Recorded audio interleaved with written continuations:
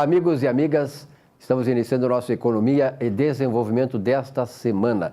Parece que finalmente o inverno está chegando. Essa semana aí deverá ser uma semana que vai marcar o ingresso do inverno e um pouquinho antes do tempo. Na verdade, o inverno entraria no dia 21 de junho, mas já está se antecipando aí.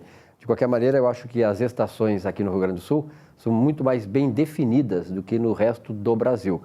E o inverno, o verão, o outono, a primavera são essenciais para o clima, para a vegetação, para as flores, para os animais, para produtos agrícolas também, né, que precisam muitos de calor e outros de frio e também de chuva. Então, viva a chegada do inverno. Vamos nos preparar porque é uma estação que normalmente apresenta não só o frio, mas uma umidade relativa do ar muito elevada, cerca de 80%, que é bem acima daquilo que é estabelecido pela Organização Mundial da Saúde como ideal para o ser humano, que é 60%. Bom, vamos começar então o nosso Economia e Desenvolvimento desta semana com o nosso Conversando sobre Contabilidade.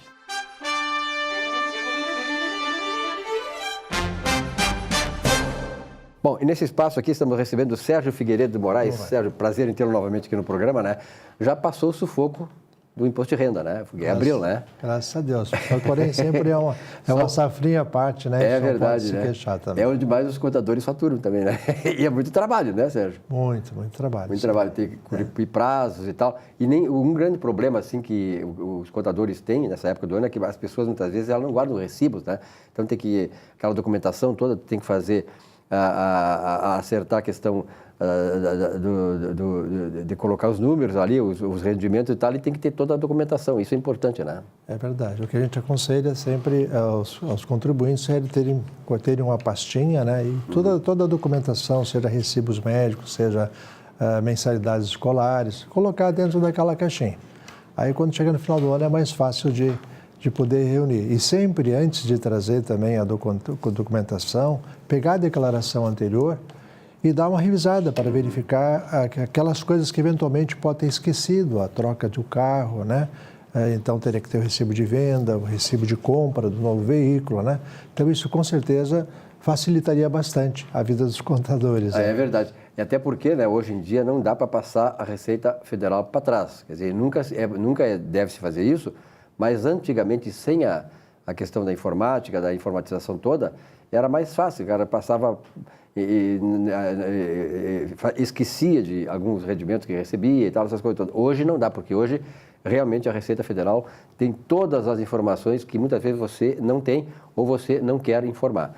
Então é muito bom não ter problemas com o leão. Bom, Sérgio, uma das coisas que está acontecendo neste país, lamentavelmente, é que muitas pessoas estão, por outras razões, mas principalmente por falta de segurança, indo embora do Brasil. Quer dizer, a saída tem sido o aeroporto. A Europa, por exemplo, a Nova Zelândia, tem muitos amigos meus lá, inclusive, na Nova Zelândia, e vários outros países, inclusive países aqui, Uruguai, a própria Argentina, que não são modelos para nós, mas de qualquer maneira a insegurança está tão grande no Brasil que as pessoas fazem de tudo para sair daqui. Quem pode, vai. Nesse caso, Sérgio, as pessoas que vão embora do país, como é que fica? Que providências elas têm que tomar do ponto de vista de um acerto de ficar bem com o leão, com a Receita Federal? Pois não. É importante salientar, né, que exatamente nesse caso, como tu citaste, né, então ocorre a imigração, que é o contrário da imigração, que são pessoas que vêm para o Brasil, e no nosso caso a imigração é que se promove o êxodo, né, e o pessoal sai do nosso país. Bem, para a Receita Federal, existem duas formalidades legais. Uma delas é fazer uma declaração de informação de saída no país. Essa declaração, ela é feita no próprio site da Receita Federal e ela pode ser feita desde o momento que a pessoa saiu efetivamente, definitivamente do país, como pode ser entregue até o prazo máximo do dia 28 de fevereiro do ano subsequente. Também existe, no caso, a declaração, digamos, final, né, de saída definitiva do país, a declaração de saída definitiva do país, que ela é nos mesmos moldes da declaração de ajuste anual e ela é entregue no prazo normal de 30 de abril também do ano subsequente, porém com aquela data que efetivamente a pessoa saiu, né? botando os bens que existiam para se ter a situação patrimonial que ele existia naquele momento da saída.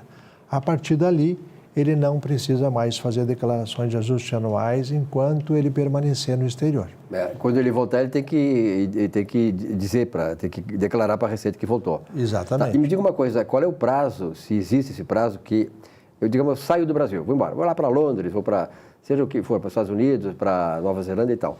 Eu saio do Brasil e até qual é o prazo em que eu serei considerado um não residente fiscal? Muito bem. O prazo máximo, né, é de 12 meses. Então, 12 meses da data que a pessoa saiu. Aí ele é considerado como residente não fiscal.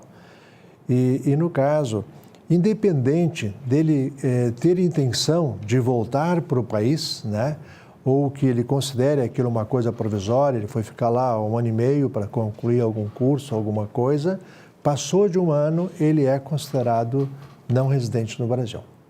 Passou de 1 ano? Passou de 1 ano. 12 meses é o prazo máximo. Tá, né? me diga uma coisa, o cara vai embora daqui do Brasil e tal, mas ele mantém algum vínculo econômico aqui, alguma atividade econômica aqui. Ele, estando fora do Brasil, ele está sujeito também à tributação aqui? Sim, mas de uma forma exclusiva na fonte, né? Então, é que nem aqueles rendimentos do banco, que na verdade já é retido, né, e informado o valor líquido, que não há tributação posterior, porque ele já é descontado na fonte. Né? É considerado exclusivamente na fonte, então. Perfeito. Bom, além da Receita Federal, o camarada vai embora, sai do Brasil e tal, ele precisa fazer esta comunicação de emigração para um outro órgão além da Receita Federal? Sim. Até confesso que essa confirmação eu tive há muito pouco tempo, né?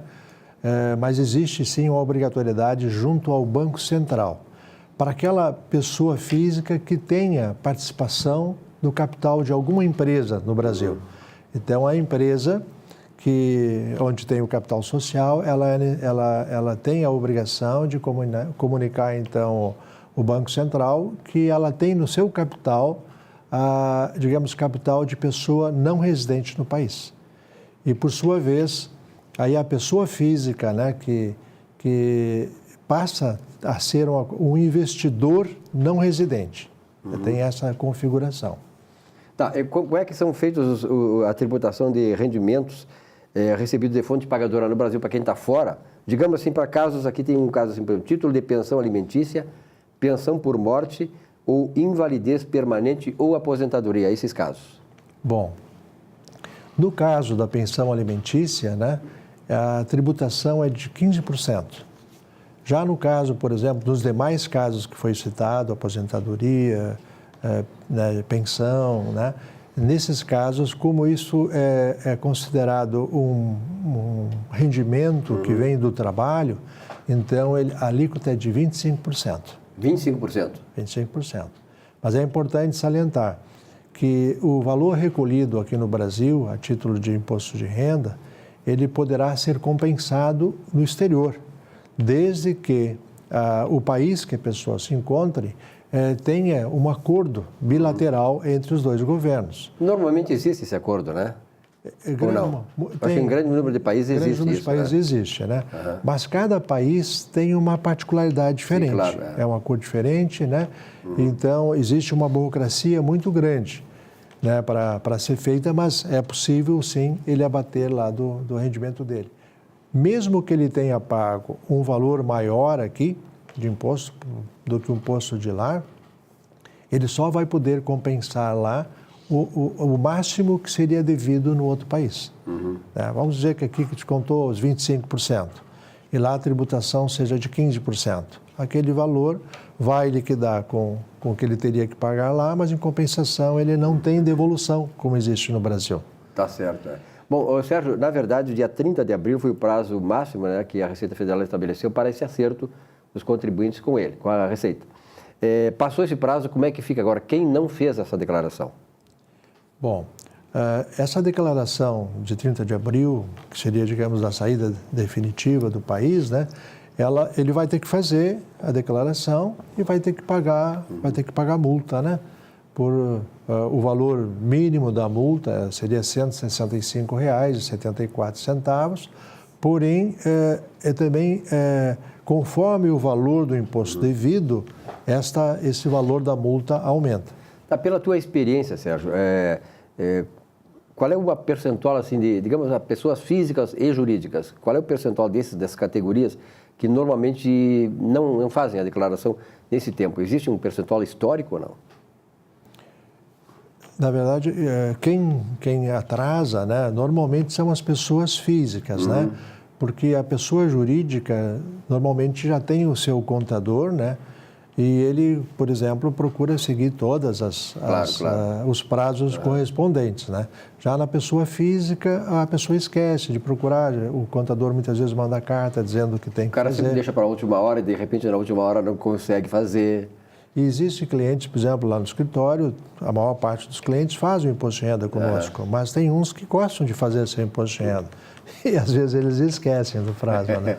Sérgio, obrigado pela tua presença aqui. Pois não. Até a semana que vem, tá? Se Deus quiser. Nesse espaço, conversando sobre contabilidade aqui no nosso Economia e Desenvolvimento.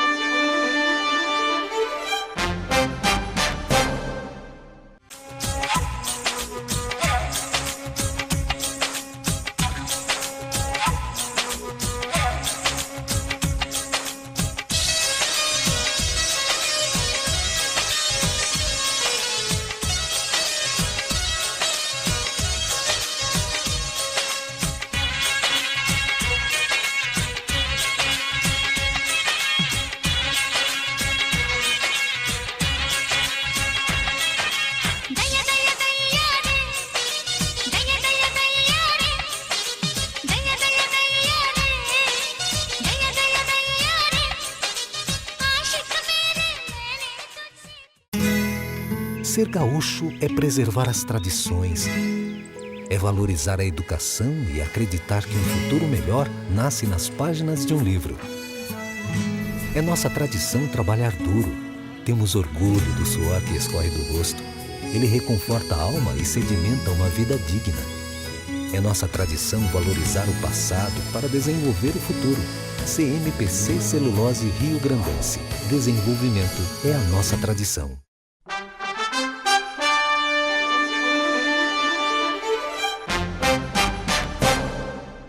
Hoje, no nosso programa sobre segurança pública, nós vamos falar sobre o problema prisional. Não tem como nós falarmos sobre segurança pública, pensar numa segurança pública melhor, sem enfrentarmos esse problema. Não vou aqui falar de um governo, deste ou daquele governo. Eu venho falar das omissões. As omissões que ocorreram nas administrações públicas que tornaram os presídios do Brasil e do Rio Grande do Sul uma verdadeira calamidade pública. Nós não temos como combater. Eu, como delegado de polícia, sei fazer e efetivamente já fiz centenas de investigações que resultaram em prisões. E acontece que, durante uma semana, muitas vezes nós prendemos 2 ou 3 vezes o mesmo criminoso, que ele entra e sai do sistema carcerário. Então, nós aqui, não querendo trazer benefícios, mas de forma responsável, de forma madura, nós temos sim que vir aqui discutir e trazer propostas para o melhoramento da segurança pública. Com essa omissão dos estados, onde não houve investimento, onde não abriram novas vagas, o que nós temos no Rio Grande do Sul e também no Brasil? Nós temos uma superpopulação carcerária. Tipo, o presídio central ou a cadeia pública, porque acabaram mudando o nome e não mudaram a sua estrutura. O presídio público de Porto Alegre, ele foi construído para 1.800 vagas. Hoje, nós estamos variando sempre em torno de 4.000 a 5.000 presos. Uma estrutura comum, nova, já não suportaria.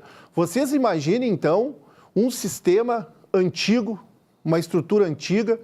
Claro que com 5.000 presos, 4.000 presos, estoura os esgotos. É uma latrina, simplesmente gera doenças. Nós acabamos com essa superpopulação, esgoto céu aberto, consumo de drogas, consumos de álcool e acabamos gerando um grande problema de saúde pública lá dentro também. Com o passar do tempo, muitos presos estão com HIV, tuberculose, enfim, se espalha, até mesmo a administração muitas vezes sequer fica sabendo, a não ser quando o preso já está no estado terminal. Com este problema de doenças, com esse problema de superlotação nos presídios, o que acontece? Uma omissão do Estado. O Estado acaba não administrando os presídios, a não ser a sua parte externa para que não ocorram fugas.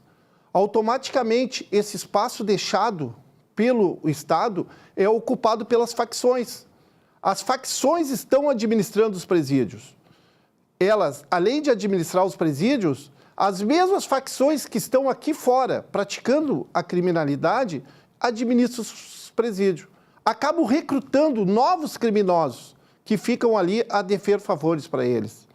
Então, dentro dessa estrutura que nós temos uma fábrica de criminosos. Dentro dos presídios do Rio Grande do Sul e do Brasil, se fabrica cada vez mais criminosos, que saindo do presídio, no cumprimento da própria legislação, com o progresso da pena, vêm a reincidir cada vez mais.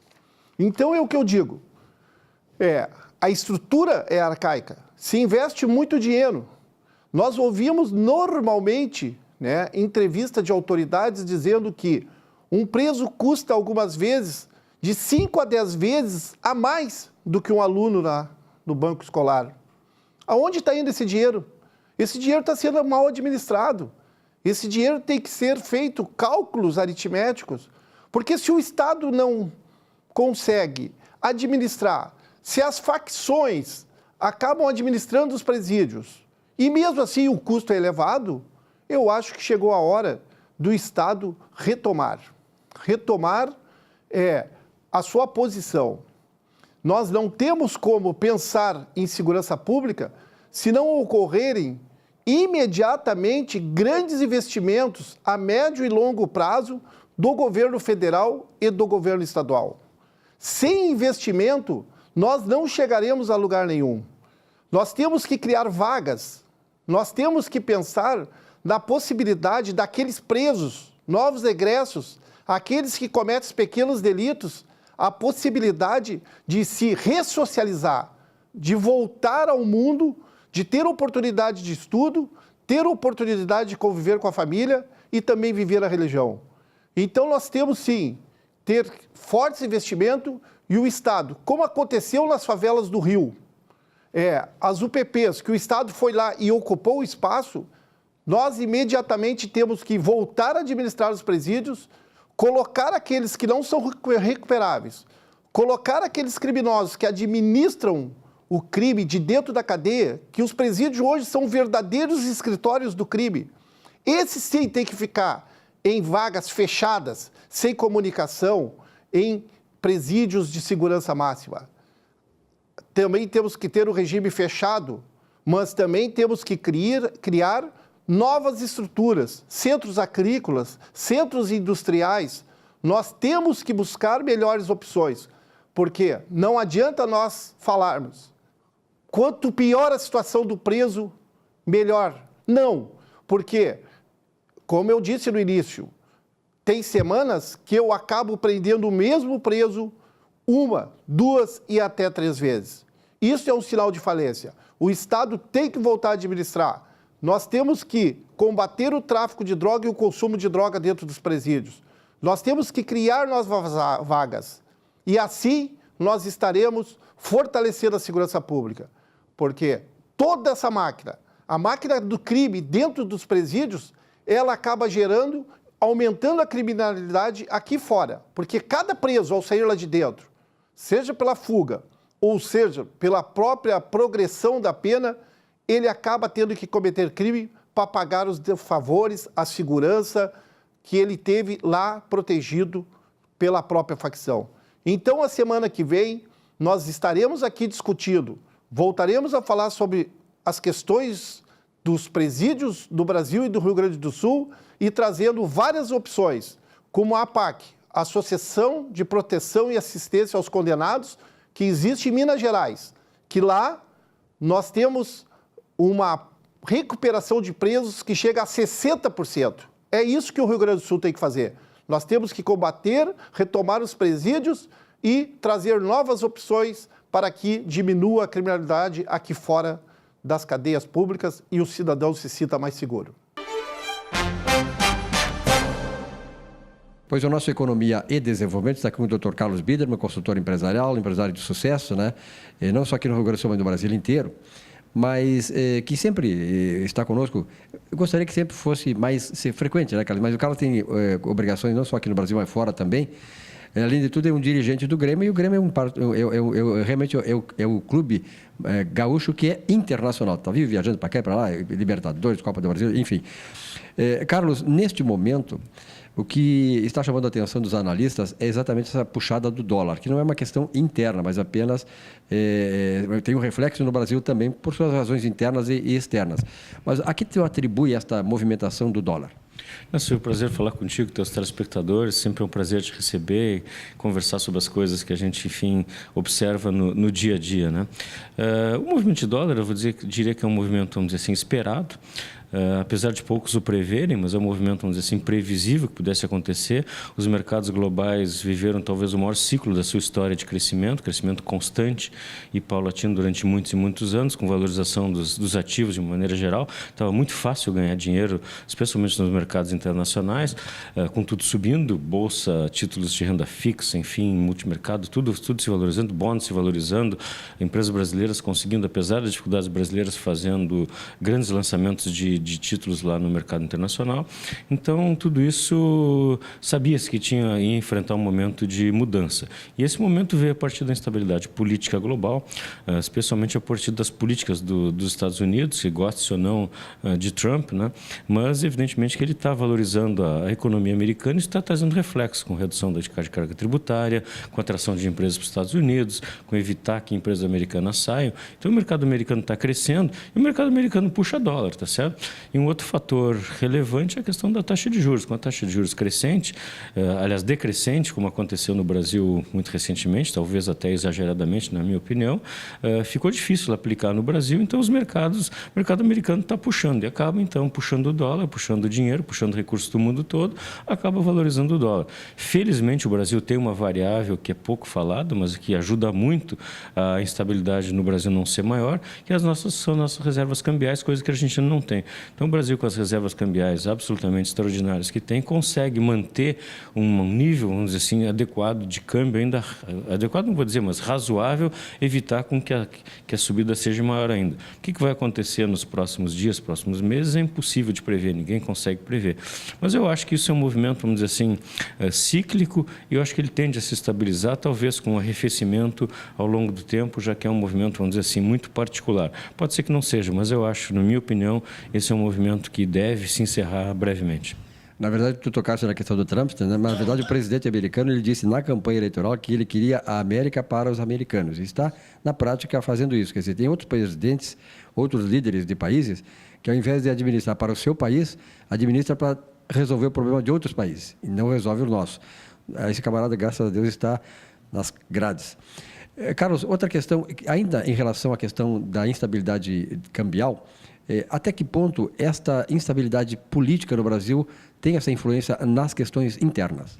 Até agora não teve, na minha opinião, não teve. Pode vir a ter, dependendo do encaminhamento dessas eleições. Mas é possível que isso aconteça. A gente tem um quadro absolutamente incerto nas eleições brasileiras e é bem possível que isso venha a acontecer. Mas aí acontecendo isso em função de estabilidade política, vai depender muito da eleição, do resultado da eleição, para saber quem ganha. E a partir daí, vamos dizer assim, ter um novo encaminhamento através da demanda de recursos dos brasileiros em relação ao seu próprio país. Aí é uma questão mais interna nossa, tá certo? Então, se houver confiança de que um novo governo a ser eleito vai, enfim, adotar as medidas que tem que adotar, quando tanto já se falou, a tendência é que os juros se mantenham baixos e que o dólar, enfim, volte a um patamar mais razoável, não suba tanto pelo menos. Então, vai depender muito do quadro eleitoral brasileiro, que infelizmente hoje é absolutamente impossível de prever o que vem acontecendo. Bom, nesta semana, o presidente Michel Temer completou 2 anos de governo. Qual é a tua avaliação desses 2 anos de governo, considerando a herança que ele recebeu?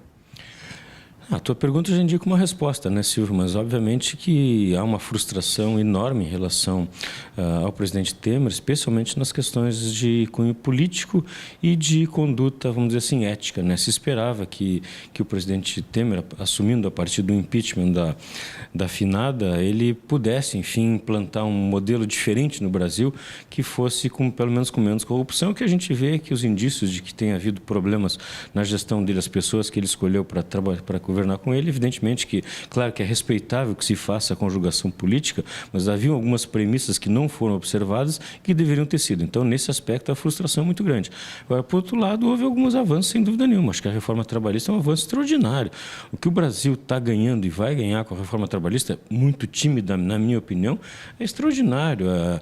O fim do imposto sindical tem um significado financeiro, econômico e político no país de uma mudança muito importante.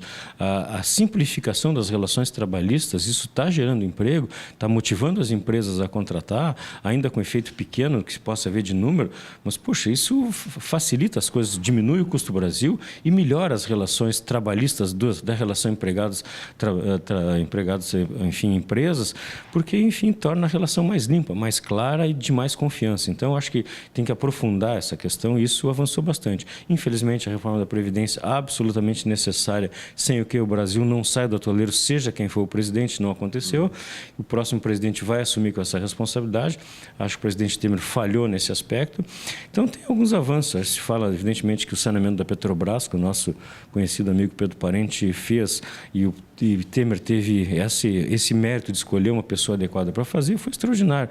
Agora, se propôs a fazer a privatização da Eletrobras, não aconteceu, tá certo? E de outras empresas estatais que estavam previstas. Então, eu acho que tem avanços na área da economia, sem dúvida nenhuma, mas grandes problemas na área política, péssima condução das questões políticas em função da sua parceria, da composição que ele teve que fazer para governar, que foi péssima, né, Silvio? Bom, Carlinhos, é claro que sempre no final da entrevista contigo eu falo do nosso Grêmio, né? O Grêmio que está na Copa do Brasil, está no Campeonato Brasileiro, está bem em todas as competições, além da Libertadores da América. Qual é a tua expectativa para o Grêmio em 2018?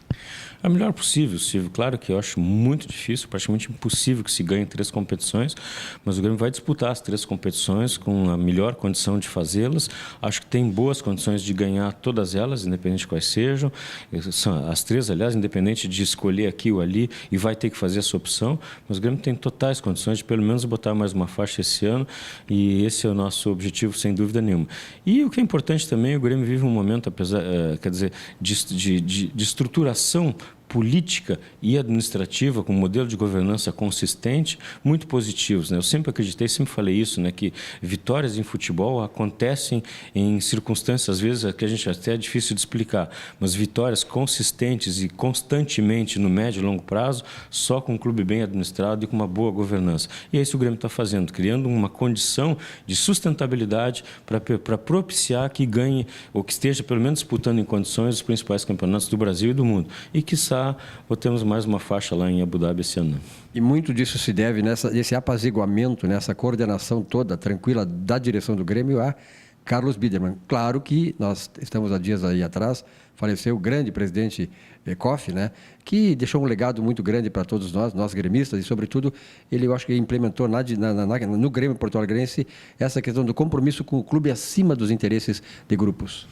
Fábio Koff nos merece todo o reconhecimento, todo o aplauso pelo que ele fez pelo Grêmio, dedicou boa parte da sua vida ao Grêmio, foi o presidente multicampeão, certamente o maior vencedor da história do Grêmio. O Romildo está querendo superá-lo, né? Espero que tomara que consiga, mas saudades do presidente Koff, que deixou um legado extraordinário para o nosso Grêmio, projetou o Grêmio internacionalmente e, enfim, mudou a história do Grêmio. Então, todo o reconhecimento, todas as saudades em relação ao presidente Fábio Koff.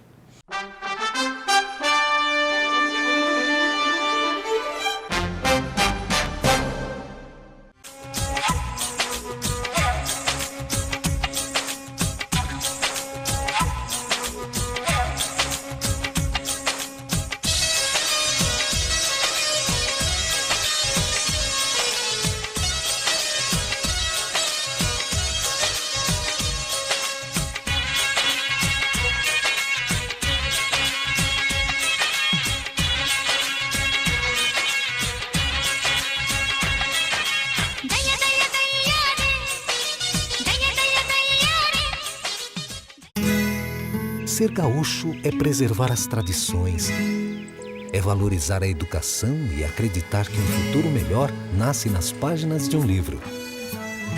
É nossa tradição trabalhar duro. Temos orgulho do suor que escorre do rosto. Ele reconforta a alma e sedimenta uma vida digna. É nossa tradição valorizar o passado para desenvolver o futuro. CMPC Celulose Rio Grandense. Desenvolvimento é a nossa tradição.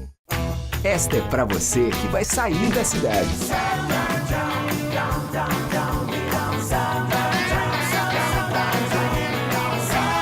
Verão é pra se divertir.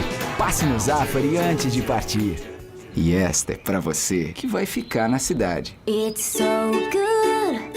I open the window and I hear the silence without stress. Verão é pra relaxar. Passe no Zafari pra aproveitar.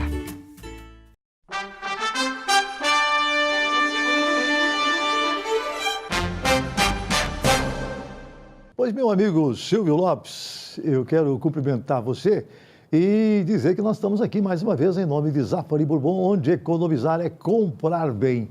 Olha só, eu sempre fui a favor de um Estado um pouquinho menor do que aquele que nós temos tido aí nos últimos tempos. Porque quando o Estado é muito grande, acaba realmente indo muito dinheiro para pagar o Estado, porque, afinal de contas, essas repartições estaduais parece que elas não têm limite. E quando elas veem que tem dinheiro sobrando, elas começam a inventar coisas. Então, é o funcionário que quer um aumento de salário, não é? São as benesses que vão acabando sendo criadas e, de repente, a população está gastando um monte de dinheiro para poder sustentar uma máquina de um Estado realmente muito grande. Isso acontece muito com os comunistas, não é? Os comunistas gostam muito disso, os socialistas, né, também gostam muito disso, gostam de um Estado grande porque tudo fica nas mãos do Estado e pouca coisa realmente fica nas mãos da iniciativa privada. Mas eu acho que essa discussão que está sendo travada agora aqui em Porto Alegre e no Estado, eu acho que serve bem para que a gente possa dimensionar esta questão. Porque, afinal de contas, eu acho que não vale a pena você ter esse Estado grande, que custa muito para a população, enquanto você pode, na verdade, ficar apenas com aquilo que seria o essencial. Segurança pública, saúde, não é? Eu acho que isso tem que realmente ser do Estado. Educação, eu acho que tem que ser do Estado. Mas não essa educação aí com essa qualidade péssima que nós temos, mas uma boa educação. Para isso, é claro, nós vamos ter que mudar um pouquinho a nossa Constituição. Nós teríamos que reescrever, na verdade, essa nossa Constituição. Mas eu acho que vai ser coisa que nós vamos fazer logo ali adiante, porque o nosso país não aguenta mais a forma como está sendo tratado. Mas, por exemplo, aqui em Porto Alegre, se discute muito agora a privatização do mercado público. Olha, o mercado está há 5 anos, por exemplo, sem telhado. Desde aquela época do incêndio, que o mercado está sem telhado. Imagine, porque falta um detalhezinho aqui, precisa um detalhezinho lá, e aí fica aí, não é? Sem telhado, o mercado desde o incêndio, 5 anos. Imagine você, uma empresa privada... no momento seguinte, no mês seguinte, vai estar com tudo reabilitado, né? Tudo vai estar funcionando. Então, já se discute aqui em Porto Alegre a possibilidade da privatização também do mercado público. Acho que seria muito bom. Assim como, por exemplo, o DEMAI, não é? Que tem muita gente contrária aí, a privatização do DEMAI, acho que seria uma boa coisa. Sabe que hoje, nós aqui em Porto Alegre, pagamos para o DEMAI para que ele possa ter muito dinheiro em caixa e esse dinheiro que ele tem em caixa, muitas vezes, ele empresta para a administração central para poder pagar funcionário público. Ora, eu acredito que nós devíamos estar pagando pela água por aquilo que nós realmente gastamos da água, por aquilo que é o investimento que tem que ser feito, mas não para que esse dinheiro fique ali no caixa, não é? E não represente nada de benefício para este setor do fornecimento de água para a população. E é o que nós temos hoje em Porto Alegre. Então, eu não vejo motivos para a sociedade no geral para que o DEMAI continue da forma como está, acumulando esse monte de dinheiro. Ele fatura, o DEMAI sozinho, mais ou menos 1/4 daquilo que fatura todo o município de Porto Alegre. Toda a arrecadação de Porto Alegre, 1/4 mais ou menos, é o que arrecada o DEMAI. Para quê? Não é? Para quê? Eu acho que nós podíamos estar arrecadando de uma forma diferente. Também o Estado aqui está querendo se desfazer de algumas instituições, está recebendo uma resistência muito grande por parte do pessoal da Assembleia Legislativa, mas eu acredito que precisa haver essa conscientização. Vamos diminuir o tamanho desse Estado para que a sociedade pague menos por benefícios que não estão vindo agora no momento. Muito bem, nesse espaço do nosso Economia e Desenvolvimento, vamos conversar um pouquinho sobre Previdência Social. Mas antes, Nardon Nazi Auditores e Consultores, gerando resultados e credibilidade para os seus clientes. Sulpetro em favor da revenda do consumidor gaúcho. Celulose Rio Grandense há mais de 50 anos, contribuindo para o desenvolvimento do nosso estado. E Sindareia, construindo o Rio Grande Forte. E sempre quando eu falo em Previdência Social, eu me dirijo aqui à minha apresentadora, né? Perguntando se ela já está preparando a documentação, né, Lilian? Sim, prazer em tê-la aqui, viu? Muito obrigada. Que bom, segunda semana seguida. Estou aqui legal. validando a minha informação da semana passada. Então, hashtag Fica Lília, vamos permanecer. Fica Lília, parece que nós temos novidades aí, ou não, sobre a agilidade dos documentos, né, da solicitação de aposentadoria, Rui. Saiu, né, essa notícia ontem, que pessoas que vão se aposentar pela idade, né, homem 65 anos, mulher 60, não precisam mais agendar no INSS o pedido de aposentadoria. Basta, para tanto, entrar em contato com o INSS através da Central 135 ou pode entrar pelo site mesmo e encaminhar. Esse antigo agendamento agora vale como protocolo, né? Você entra ali e já cadastra o teu pedido de aposentadoria. Basta botar aí o CPF e ele traz os outros dados. Mas é uma boa notícia, mas ela embute alguns, digamos assim, é um pega-ratão também, tem que ter esse cuidado. Por que a Previdência está fazendo isso? A Previdência se obrigou a fazer isso porque ela criou um descompasso entre as nomeações de servidores e hoje as agências do INSS estão muito aquém com o pessoal efetivo disponível para atender as pessoas, fila, e o represamento de benefícios é imenso. Hoje o represamento está em torno de 3 a 4 meses e vai escapar. Então, o que aconteceu? A Previdência calculou mal a reposição de funcionários e o avanço da informática. Então, esse descompasso ocasionou um represamento de benefício, digamos assim, piorado, né, pela reforma da Previdência. Assustou muita gente, muitas pessoas que poderiam se aposentar mais tarde anteciparam, né, mesmo com algum prejuízo. E pessoas que poderiam até mudar o tipo de aposentadoria, né, de tempo de serviço por idade, saíram com benefício de valor menor, mas saíram assustadas. Mas, enfim, o que isso resultou? A Previdência se obrigou a adotar alguns mecanismos para diminuir esse represamento, né, e também diminuir o fluxo de pessoas nas agências. E um dos passos que ela criou foi obrigar. Hoje, as agências do INSS não atendem as pessoas, não atendem mesmo, se recusam a atender.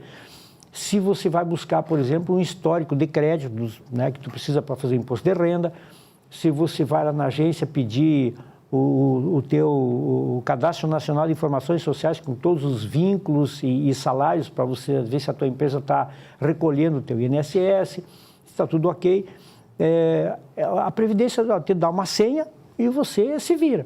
Ela não vai imprimir mais nada, não vai te atender mais nada. E essa senha ela te dá lá no atendimento inicial da entrada, você nem sobe para ser atendido em outro lugar. Bom, então criou-se o quê? Ontem saiu na imprensa que aposentadorias por idade auxílio maternidade também, mas principalmente aposentadoria por idade. Você não vai mais ao INSS para requerer, você pode pedir por esses 2 canais, ou via internet ou telefone. Mas isso embute alguns perigos, porque o INSS vai conceder o teu benefício com os dados que constam lá, mas você dificilmente sabe que dados são esses. Se você não foi lá algumas vezes saber se o teu recolhimento está ok, se os valores estão corretos, você vai receber a tua aposentadoria, às vezes, com 2 surpresas. Uma porque você não precisou ir lá e a outra porque o valor ficou bem abaixo do que você esperava e não tem mais como corrigir, né?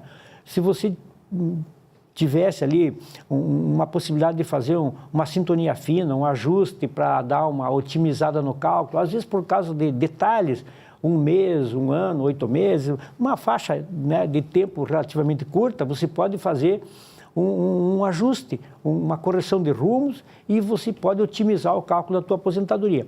Mas se você deixar a decisão totalmente com a Previdência, você corre o risco de não poder mais consertar isso mais adiante. E por que não pode consertar?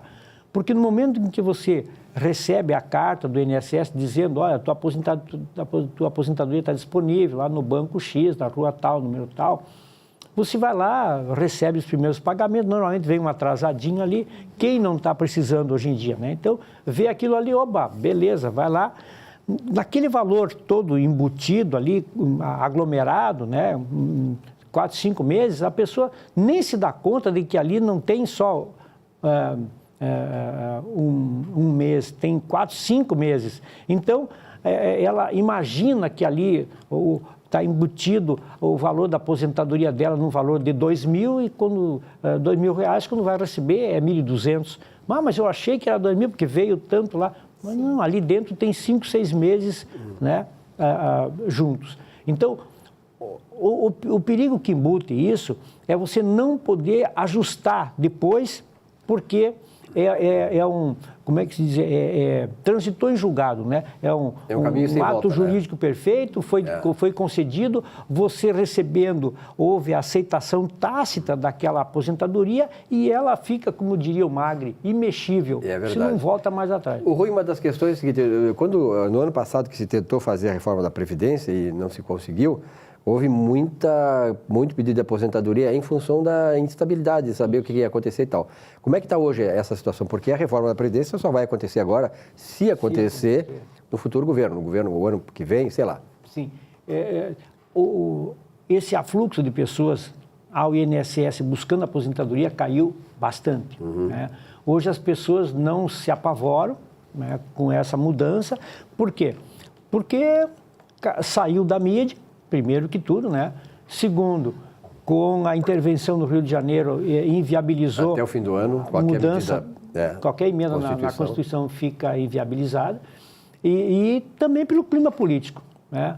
O Rodrigo Maia disse que não vai colocar isso em pauta de jeito nenhum, de forma nenhuma, antes das eleições. Depois das eleições, sabe Deus quem vai ganhar essa eleição e até tomar posse, né? Ele não vai fazer nada, e esse governo que está aí, ele não tem cacife para mexer nisso. Ele está mais desgastado do que... Né?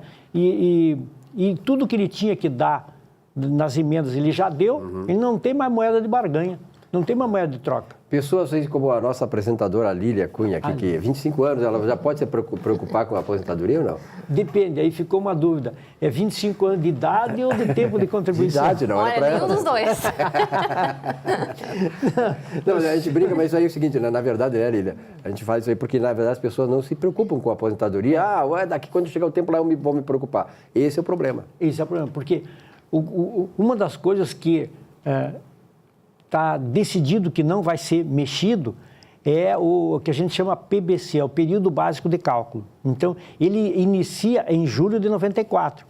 Então, se a pessoa, às vezes, por necessidade ou por desconhecimento, não pode manter uma contribuição mais elevada, principalmente quem é contribuinte individual, né, tem que tomar cuidado, porque você hoje tem um período de descarte de 20% desse período, que a reforma da Previdência quer tirar o descarte. Então, vai usar integralmente todos os salários de contribuição. Então, quem tem, por um período muito longo, salários pequenos, abra o olho, porque a aposentadoria pode não mexer no tempo, na idade, mas o cálculo vai jogar esse valor lá para baixo. É verdade. E qualquer correção de rumos demanda um tempo imenso, porque está aumentando o lapso de tempo de 94 para cá. Então, qualquer mexidinha já não se fala em meses, se fala em anos. Viu, Lene? Então, cuidado. Eu acredito que a orientação para o cidadão é sempre procurar o auxílio de um advogado, porque não tem como acessar na Previdência Social através desses meios que só vocês têm. Correto.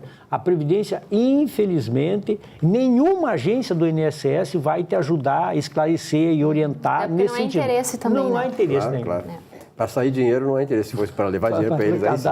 Com certeza. Rui, obrigado pela tua presença aqui. Boa semana. Um rápido intervalo, voltamos para o nosso último bloco de Economia e Desenvolvimento dessa semana. Até já.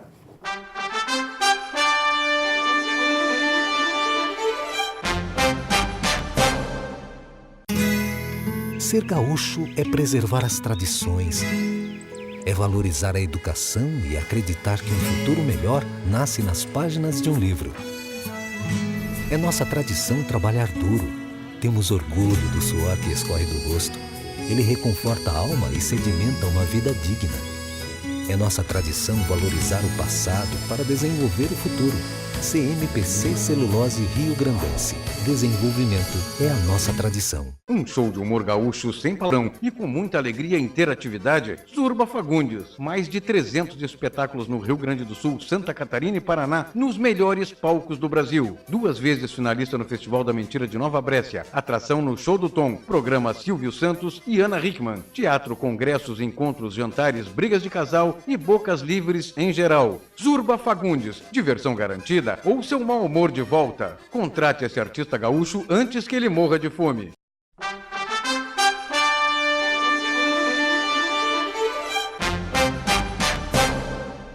Economia e Desenvolvimento com vocês, Nardon Inácio Auditores e Consultores, gerando resultados e credibilidade para seus clientes. Sulpetro em favor da revenda e do consumidor gaúcho. Celulose Rio Grandense há mais de 50 anos, quase 60 anos, contribuindo para o desenvolvimento do nosso estado. E Sindareia, construindo o nosso Rio Grande forte. Sem areia, né, é difícil construir essa questão toda da urbanização da nossa cidade, seja ela cidade pequena, cidades do interior, seja capital. Lília, estamos aqui hoje diante de alguém que entende do mercado de trabalho. Nós temos que saber muito bem disso aí, né? Estamos todo dia em movimento, querendo saber mais, porque nada é o que parece, né? É verdade. Agora, essa coisa está muito complicada, quer ver? Doutora Rafaela, prazer em tê-la aqui. Hoje nós vamos entrevistar a doutora Rafaela, nossa comentarista. A reforma trabalhista, que começou a vigorar a partir do ano passado, 11 de novembro, se não me engano, né? 11 de novembro. Agora está judicializada de novo, o que vale, o que não vale para os contratos anteriores, vale só para os atuais, e aí, como é que nós ficamos nessa? Aquela insegurança jurídica que nós já referimos várias vezes. É terrível isso. Na verdade, foi uma reforma bem assodada, né, Silvio, para dar uma resposta aí para o empresariado, para o pessoal que investe no país, né? Então, o governo federal quer se consagrar como um governo reformista e fez essa reforma, assim, meio que rápido demais, né? Então, claro que uma coisa feita às pressas acaba ficando com falhas, né? Então, você precisa ficar remendando. Para isso, ele editou aquela medida provisória 808 do ano passado ainda, para regulamentar alguns aspectos da lei que estavam controvertidos, alguns artigos ali que estavam dúbias, a interpretação, e essa medida provisória caducou.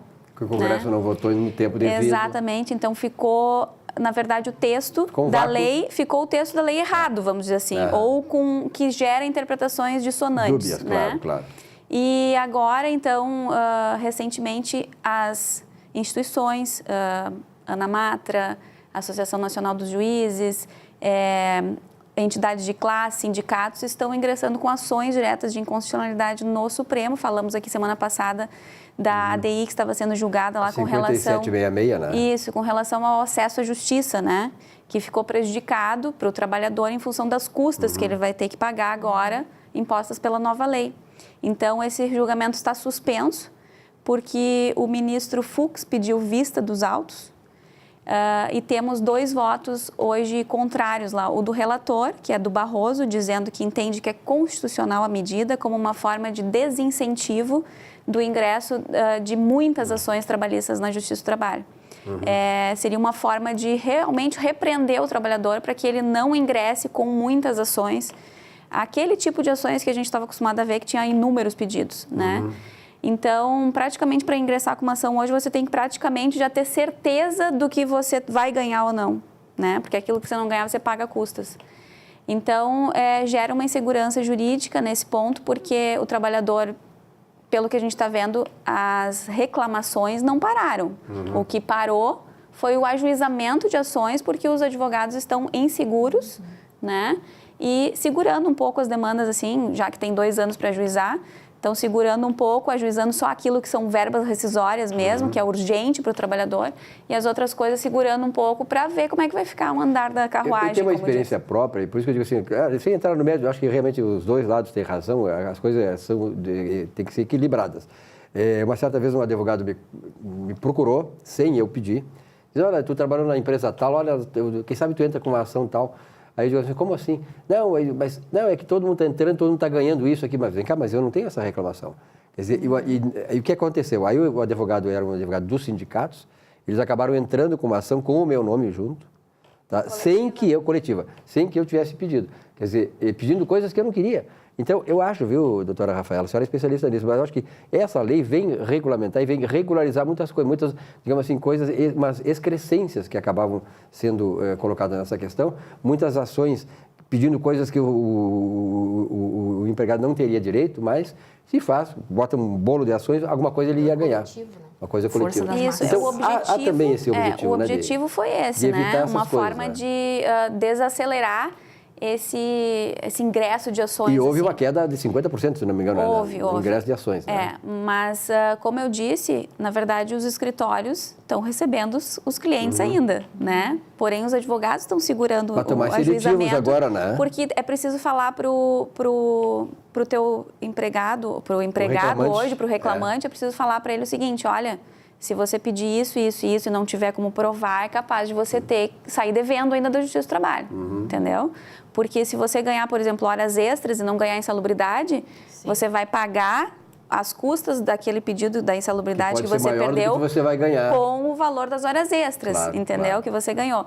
Então, tá havendo essa cautela por parte dos advogados. Claro que essa lei veio forte assim para combater até esse tipo de profissional que incentivava, né? Às vezes, mas é que é também complicado, Silvio, porque é o seguinte, o trabalhador que não tem informação, que não entende de lei, ele não sabe muitas vezes o que ele tem direito. Então, ele chega para o advogado e despeja um monte de informação dizendo assim, olha, eu chegava antes, saía depois, às vezes eu tinha que virar à noite, entendeu? Ele chega e passa um monte de informações assim, eu usava que boa para limpar o banheiro, mas eu era atendente de caixa. Então, sabe, configura muita coisa esse contato primeiro com o trabalhador, essa história que ele conta, o advogado vai pegando e vai fazendo o gancho disso com a legislação. Então, muitas vezes, por ele não saber exatamente o que ele tinha direito, ele pedia. Porque essa discussão tem que se dar dentro do processo. Agora, eu acho também, né, doutora, eu acho que isso também é um alerta para os advogados, para eles também terem uma certa prudência, né, em receber, né, Lília, essas ponderações, essas demandas do trabalhador. Sim, e aí todo o levantamento de provas também, que cabe cada vez mais ao trabalhador também deter essa documentação. Porque na verdade, como é que você vai pedir para o seu empregador, por exemplo, eu quero uma cópia das minhas folhas, ponto. Sim. Entendeu? Me dá a contrafé. Você já deve ter o seu canhotinho. O dever de guarda desses documentos é da empresa. Então, ele fica de posse de toda a prova que o trabalhador precisa fazer. Né? Então, por isso que eles pediam tudo e ganhavam, às vezes, a metade, ou nem isso, ou um terço.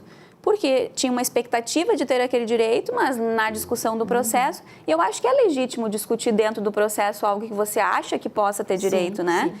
Só que isso causava uma má impressão para o empregador, porque ele recebia aquela ação lá de R$100 mil e daqui a pouco chegava na Justiça do Trabalho e fazia um acordo por 5, né? Então, porque o trabalhador está necessitando também do dinheiro, então, às vezes, 5 para ele no bolso na hora já estava bom do que a expectativa de receber 100 lá no final, entendeu? Então, muitas vezes, a gente alertava o dono da empresa também, olha, não dá importância para o valor da causa, porque não significa, é um valor aleatório. Não significa que este valor vai ser o que você vai dever, entendeu? Com certeza. Agora, na verdade, é o seguinte, eu tenho assim, a experiência das grandes empresas nacionais que acabaram indo à falência por causa de reclamatórias trabalhistas. Rede Ferroviária Federal, aqui no estado, a Companhia Estadual de Energia Elétrica, a CE, faliu praticamente por causa das ações bilionárias das leis trabalhistas. Não digo que tenham sido todas, né, fraudulentas e tal, mas na verdade havia uma situação de uma abertura muito grande, de avassaladora de ações, que acabavam não só inviabilizando as empresas já constituídas e trabalhando, operando no mercado, como desestimulando novas empresas. E esse é o fundamento da lei, quer dizer, eu não estou nem entrando no mérito, mas eu acho que, por exemplo, nos Estados Unidos não existe lei trabalhista, não existe, como é que é o... CLT. Não existe o direito trabalhista, quer dizer, as coisas são negociadas com os sindicatos junto às empresas.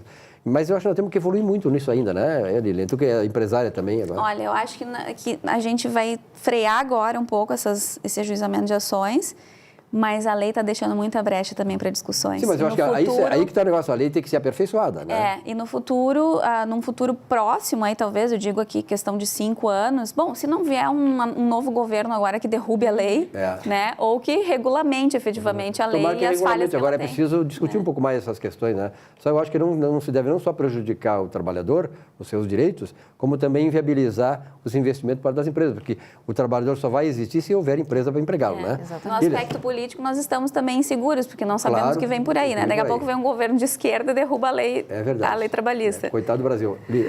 Rafaela, obrigado pela presença. Muito obrigada. Até a semana? Até a semana que vem. Mesmo? Tá. Uma boa semana a todos vocês. Economia e Desenvolvimento volta na semana que vem. Até lá.